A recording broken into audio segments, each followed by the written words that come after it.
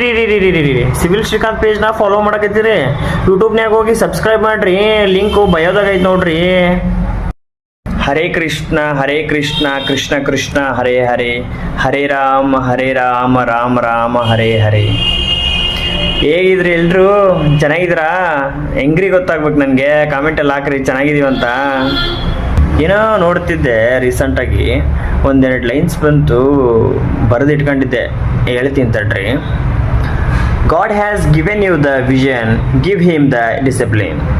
He will give back the result, which may go either way, but you will always be left with the virtue. ಅಂದರೆ ನೋಡ್ರಿ, ಸಿಂಪಲಾಗಿ ಹೇಳ್ತೀನಿ, normal ಜನರಿಗತೆ ಇಲ್ಲ, ಡಿಫ್ರೆಂಟಾಗಿ ಯೋಚನೆ ಮಾಡ್ತೀರಿ ಅಂದ್ರೆ ದೇವರು ಆ ಯೋಚಿಸೋ ಅಂತ ದೃಷ್ಟಿ ಕೊಟ್ಟಾನ, ಹೌದಾ? ಬಟ್ ಆದ್ರೆ ಆ ದೇವರಿಗೆ ನಾವು ವಾಪಸ್ ಶ್ರದ್ಧೆ, ಶ್ರಮ, ಭಕ್ತಿಯಿಂದ ಕೆಲಸ ಮಾಡಿದ್ರೆ ದೇವರು ಫಲ ಕೊಡ್ತಾನೆ. ನಿನ್ನ ವಿರುದ್ಧವಾಗಿರೋ ಕೊಡ್ಬೋದು, ನಿನ್ನ ಪರವಾಗಿರೋ ಕೊಡ್ಬೋದು.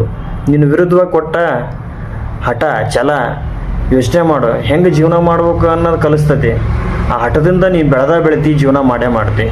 ಬಟ್ ಅದ ನೀನು ಪರವಾಗಿ ಕೊಟ್ಟ ಆ ಅಪಾರ್ಚುನಿಟಿನ ಯಾವತ್ತೂ ಮಿಸ್ ಮಾಡ್ಕೋಬಾರ್ದು. ಅದನ್ನು ಚೆನ್ನಾಗಿ ಸದುಪಯೋಗ ಪಡಿಸ್ಕೋಬೇಕು ಏನ್ರಿ.